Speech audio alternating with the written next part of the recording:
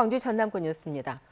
밤사이에 광주와 순천에서 코로나19 확진자 2명이 더 나왔습니다. 광주시는 광주교도소 직원인 광주 520번째 확진자와 접촉한 직장 동료 1명이 추가로 확진 판정을 받아 교도소발 지역 감염이 4명으로 늘어났다고 밝혔습니다. 나머지 교도소 직원 50명은 진단 검사 결과 음성 판정을 받았습니다. 순천에서도 어제 확진 판정을 받은 전남 197번째 확진자와 접촉한 1명이 검사 결과 양성으로 나왔습니다. 이로써 광주와 전남 지역에서 어제 하루 나온 코로나19 확진자는 7명이며 자가 격리 해제 전 검사에서 확진 판정을 받은 해외 입국자 1명을 제외하면 모두 지역 감염 확진자입니다. 광주시 산하기관은 방만 운영이라는 지적을 끊임없이 받고 있습니다. 이용섭 시장은 취임 뒤 강도 높은 혁신을 추진하겠다고 밝혔었죠. 추진이 잘 되고 있을까요? 출연 기관인 광주시 과학기술진흥원의 내부를 들여다봤습니다. 류성호 기자입니다. 광주시 출연 기관인 광주과학기술진흥원입니다. 광주시의 한 해 출연금 16억 원, 1년 예산은 50억 원에서 60억 원 사이입니다. 임직원 24명의 초과 근로수당 내역입니다. 받은 금액이 다달이 똑같습니다. 월 초에 초과 근무로 책정이 되어 있는 예산을 전부 전 직원이 가져갈 수 있는 풀로 다 배분해서 초과 근무 계획을 짜가지고 전자결제 시스템도 조직적으로 무력화시켰습니다.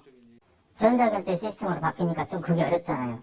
방법을 짠 게 그럼 한 달치를 다 애초에 작성을 해가지고 거기에 맞게 신청하면 청소 업무를 하는 직원들이 실제 초과 근로로 한 해 80만 원 정도를 가져갈 때 행정직원들은 많게는 1,600만 원까지 가져갔습니다. 출장은 어떨까? 관내 출장비로 책정이 되어 있는 돈을 전 직원한테 똑같이 n분의 1로 나눠서 관내 출장을 가든 안 가든 직접 물어봤습니다. 본부장님 포함해서 허위 출장 없습니까? 그 부분도 마찬가지로 제대로 지켜지지 100% 제대로 지켜졌다고 말씀드릴 수 없을 것 같습니다. 지원부서 직원들은 연구원들이 받는 연구수당도 챙겼습니다. 연구과제 수행에 필요한 재무와 회계 등의 업무를 도와 수령 자격이 있다고 해명합니다. 12개 사업을 만약에 지원을 하게 되면 3명이서 감당이 어려워요. 그래서 직원들의 다 힘이 필요하거든요. 광주과학기술진흥원은 초과 근로수당 부당 수령 사실을 인정하고 일부를 반납하겠다고 밝혔습니다. KBS 뉴스 류성우입니다. 그런데 수당만이 문제가 아닙니다. 구매와 계약에서도 이해가 안 가는 대목이 많습니다. 이어서 백미선 기자입니다. 지난 2018년 과학기술진흥원이 사들인 사무용 복합기기입니다. 구매 가격은 385만 원. 실제 이 복합기의 가격은 얼마일까? 견적서를 들고 복합기 전문 업체를 찾았습니다. 이거는 이제 저희가 납품하는 가격에 비하면 많이 비싼 거죠. 가격이 싸면 모르는데 조달가보다 비싸면 이제 좀 문제가 있죠. 뭔가 앞뒤가 좀 안 맞는 견적서 같아요. 더 싼 업체의 견적은 무시됐습니다. 너무 차이가 나지만 상급자가 이거 해라 하고 이제 얘기를 하니까 어쩔 수 없이 거기서 퇴사할 거 아니면은 일단 말을 들어야 되는 거 아닌가요? 18명이 일하는 사무실에 복합기와 프린터가 10대, 2명의 한 대꼴입니다. 대부분 한 업체에서 납품했습니다. 진흥원의 정보시스템 유지 보수 용역 계약서. 용역을 수행한 이 업체는 PC 관리와 데이터 백업, 바이러스 등 보안을 맡는 대가로 월 130여만 원을 받습니다. 복합기를 판매한 바로 그 업체입니다. 그런데 지난 2018년 회계 프로그램이 악성 코드에 감염됐는데 그 회사의 책임을 묻지 않고 수백만 원의 자체 예산을 들여 데이터를 복구했습니다. 분명히 계약서에 명시가 돼 있어요. 책임을 묻거나 아니면 구상권을 청구한다거나 하지 않고 그냥 기관의 자체 예산을 들여서 인건비를 들여가지고 그거를 다시 복구했다는 거죠. 진흥원 관계자는 불가피한 상황이었다고 해명합니다. 자연재해 재난에 준하는 수준으로까지 확인을 했고 연말 업무 상황을 고려해서 외부 영역을 조사라도 빨리 이거 데이터 입력을 하는 게 중요하고 2년 전에 진흥원 소식지를 발간하는 업체가 제출한 견적서입니다. 실 제작비와 서류용 금액을 따로 적어놓고 조정한 흔적이 있습니다. 해당 업체 대표는 견적서가 본인 회사 것은 맞지만 금액을 따로 적은 사실은 잘 기억나지 않는다고 답했습니다. 확인 결과 실제 계약은 견적서에 기재된 돈보다 최고 300만 원이나 많은 450만 원에 이루어졌습니다. 인건비 부풀리기에 더한 물품 부정 구매 의혹까지 광주과학기술진흥원의 각종 비리 의혹이 꼬리를 물고 있습니다. KBS 뉴스 백미선입니다. 광주시가 최근 시의회 행정사무감사 등에서 조직 운영이 방만하다는 지적을 받은 그린카 진흥원에 대해 외부 용역 등을 거쳐 조직 개선안을 마련할 방침이라고 밝혔습니다. 광주시는 지난해 그린카 진흥원의 인사와 회계 등 부적정 행위를 적발해 직원 10명에 대한 징계를 요구했지만 그린카 진흥원이 직원 2명만 징계하면서 조직 개선이 시급하다는 지적 등이 제기돼 왔습니다. 입원 환자가 많은 병원에서 불이 날 경우에 대형 인명피해로 이어질 수 있습니다. 특히 노인 환자의 경우 스스로 몸을 피하는 게 쉽지 않은데요. 소방대원들이 연기와 어둠 속에서도 환자를 파악해 구조할 수 있는 위치 알림판 아이디어가 주목받고 있습니다. 소방대원의 제안을 김정대 기자가 취재했습니다.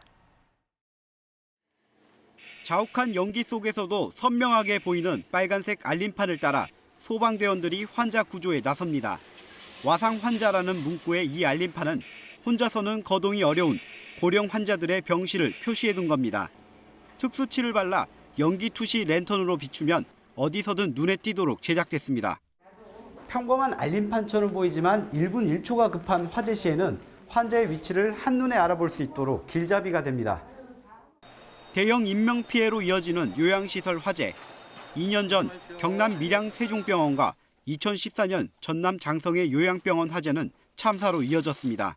한시라도 빨리 위치를 또 알고 이렇게 구출을 해야 되거든요. 근데 그런 부분에서 조금 더 도움이 되지 않을까. 그렇게 하면은 좀 더 생명 한 분이라도 더 구해낼 수 있지 않을까. 전라남도와 전남소방본부는 현재까지 도내 118개소 노인 요양시설에 설치를 마쳤습니다. 화재에 대한 부분에 있어서 저희 역시도 많이 불안하거든요. 근데 이 제실 안내판으로 인해서 보다 빨리 이 어르신들을 더 구조 현장의 경험에서 나온 한 소방관의 아이디어는 행정안전부 민원 제도 개선 경진대회의 본선에서 국민 온라인 심사를 받고 있습니다. KBS 뉴스 김정대입니다. 오늘 아침도 따뜻한 옷이 필요합니다. 광주의 아침 최저기온 4.9도로 어제보다는 조금 더 높지만 여전히 춥습니다. 보성과 해남의 최저기온은 0도 안팎까지 뚝 떨어졌는데요. 낮부터는 기온이 점차 오르면서 오늘은 일교차가 크게 벌어지겠습니다. 이런 날에는 얇은 옷을 여러 벌 껴 입으시는 것도 좋겠습니다. 오늘 고기압의 영향을 받아 맑은 날씨가 예상됩니다. 미세먼지 농도도 좋음에서 보통 단계로 공기도 깨끗하겠습니다. 다만 맑은 날이 이어지면서 대기는 계속해서 건조하겠습니다. 작은 불이 큰 불로 이어지지 않도록 불씨 관리 잘 하셔야겠습니다. 다음은 자세한 지역별 날씨입니다. 그래도 새벽에 비해서 기온이 많이 오른 상태입니다. 현재 기온 담양과 화순 5도 가리키고 있고요. 낮 기온은 어제보다 1, 2도가량 높겠습니다. 여수의 낮 최고 기온 16도, 보성과 구례 15도가 예상되고요. 목포 14도, 해남과 진도 15도, 완도 16도까지 오르겠습니다. 신안을 비롯한 그 외 도서 지역은 14도에서 15도가 예상됩니다. 바다의 물결은 전해상에서 비교적 잔잔하겠습니다. 주 후반으로 갈수록 기온은 조금 더 오르겠고요. 당분간 맑은 날씨가 계속되겠습니다. 날씨였습니다. 국가인권교육원 광주 유치를 위한 비상시민대책위원회는 어제 기자회견을 열고 인권교육원을 광주에 설립해야 한다고 주장했습니다. 5.18 기념재단과 5월 세 단체 등 24개 단체로 구성된 시민대책위는 1980년 5월 국가폭력의 인권을 유린당한 광주 전남 지역은 인권교육의 현장이라며 설립 계획 지역을 경기도 용인에서 광주시로 변경해야 한다고 주장했습니다. 시민대책위는 또 경기 용인시로 설립지를 정한 관련 근거도 밝히라고 요구했습니다. 민주노총 광주본부는 어제 기자회견을 갖고 코로나19와 내수 부진 등으로 경제 양극화와 불평등이 심화되고 있다면서 정부와 정치권은 경제 민주화를 서둘러야 한다고 주장했습니다. 민주노총은 재벌의 경제력이 집중되는 것을 막고 중소기업과 소상공인, 자영업자, 노동자가 상생할 수 있는 경제 구조가 시급하다며 이같이 주장했습니다. 단체는 이번 주를 경제 민주화 주간으로 선포하고 관련 운동을 벌이기로 했습니다. 광주시가 합동 단속반을 편성해서 봉선동과 수안지구를 대상으로 부동산 불법 거래 행위 집중 단속에 나섭니다. 광주시는 추석 이후 외지인 투자자가 몰리면서 봉선동과 소환지구 공동주택의 제곱미터당 평균 단가가 크게 오르고 전세를 끼고 매입해 전세가를 올리는 이른바 갭투자 민원이 잇따라 집중 단속에 나선다고 밝혔습니다. 화요일 아침에 함께한 KBS 뉴스를 마칩니다. 감사합니다.